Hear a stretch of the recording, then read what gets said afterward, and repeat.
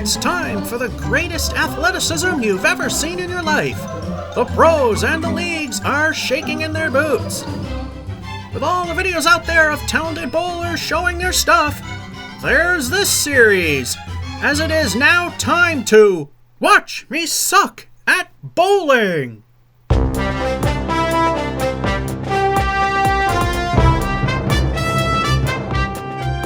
Welcome to the fifth and final week's edition for March 2020's Watch Me Suck at Bowling, coming to you from Harvard Lanes in Harvard, Massachusetts. So far, the Harvard curse hasn't really shown itself too much, just slightly. 99 in Game 1, 95 in 2, 88 in 3, and then we went up to 90 in 4. So have we broke the curse? Or does the other part of it come into play where the last game is bad? We'll find out once I tell you that. Watch Me Suck at Bowling is proud to sponsor the hit Candlepin TV show King of the Palace, where you can see people that don't suffer from the Harvard curse. Type King of the Palace in the YouTube search bar and watch to your heart's content. If you like what you see, go to youtube.com/newpalacelanes. Hit the subscribe button, hit the notification bell to see new videos as they come along. And now, time for what you've tuned in for, unfortunately. Frame and ball 1, Harvard curse. Yep, it is a thing, and it always happens. Ball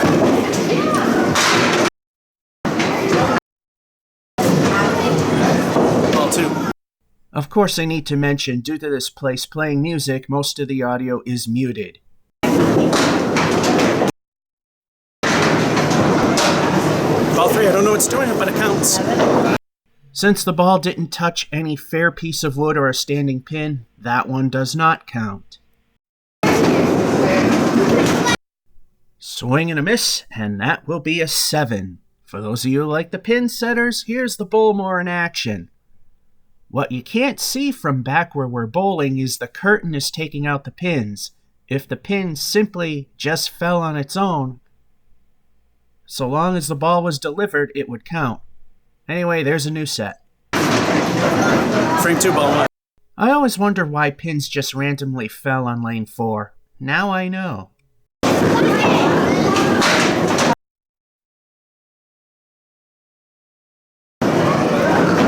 Ball 2.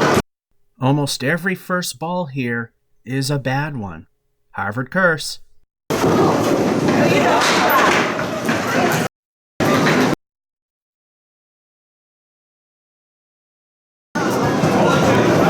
Ball 3, screw it out of one again. On the bright side, things could have been a lot worse.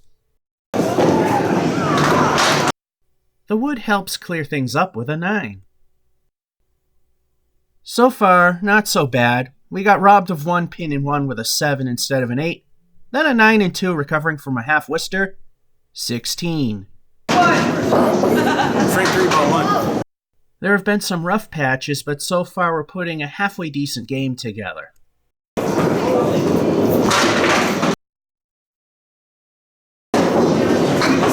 2. Pretty much a makeable spare. Let's see if it can happen.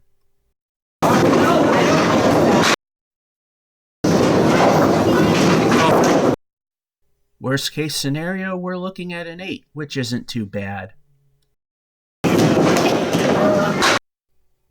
And so close, but no.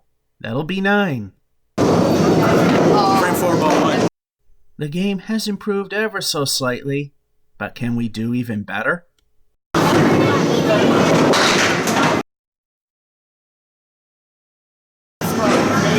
Ball 2, Harvard curse. Very narrow window to make things happen. This may not end well. Ball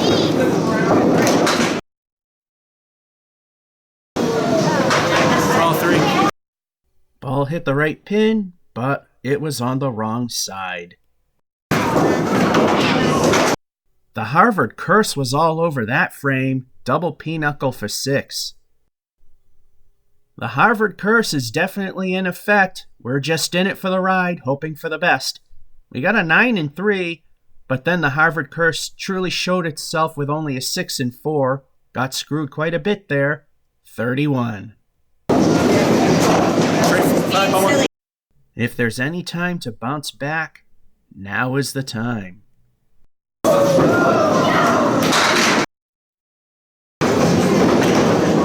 Bouncing Harvard curse. If you're going to video bomb, don't do it in Candlepins. Ball travels too short. Ball 3. The Lanes and Games incident survived because it takes forever for the ball to reach the pins. Pretty nice recovery. Could have been worse. Niner. Frame 6, ball 1. Can we shake this Harvard curse? Let's find out. Hello. Ball 2. That time, that woman got the video bombing timing just right. Ball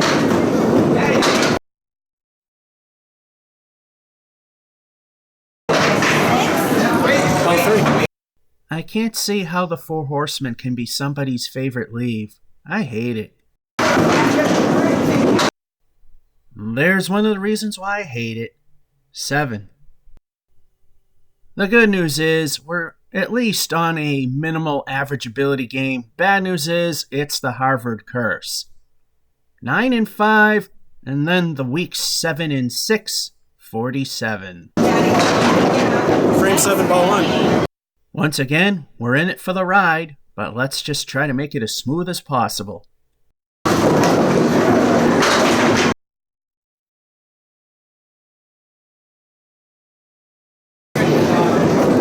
Ball 2. Rare moment at this place where the first ball was actually pretty good. Ball 3. If that ball was just a hair more to the right. What a colossal failure. That one was even worse. That's an 8. Frame 8, Harvard curse. Again, we're in it for the ride. We're just trying to make it nice and smooth.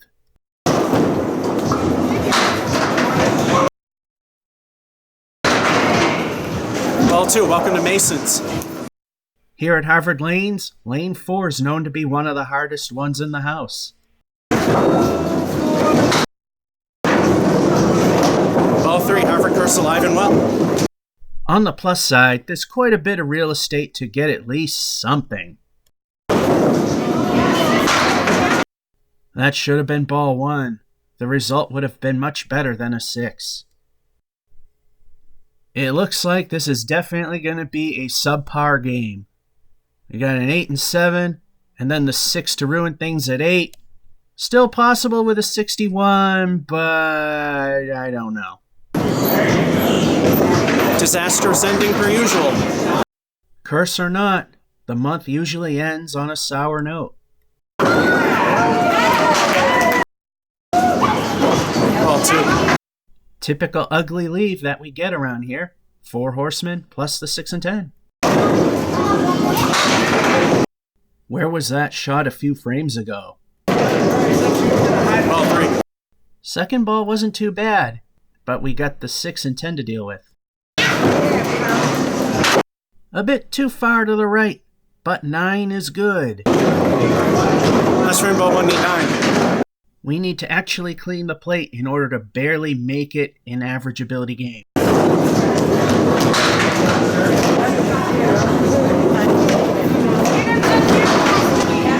This game's garbage. As Dave Madla says, it's pretty when it goes on the second ball. Game's garbage, don't matter. Since that's impossible to get, might as well just call it a game. The Harvard curse reared its ugly head on this game. Got a 9 and 9, which was good, and then we needed all 10 because we said 9, but that's because a curtain took a pin out quite a while ago, and it doesn't count, so we lost one there. And we get a 75 with a 5 and 10. So, yep, the Harvard curse is alive and well, and it did its job on this game. The funny thing is, Through this entire monthly series, not a single stink frame. 5s come very close, but surprisingly, no stink frames. That concludes March 2020's edition of Watch Me Suck at Bowling, coming to you from Harvard Lanes in Harvard, Massachusetts.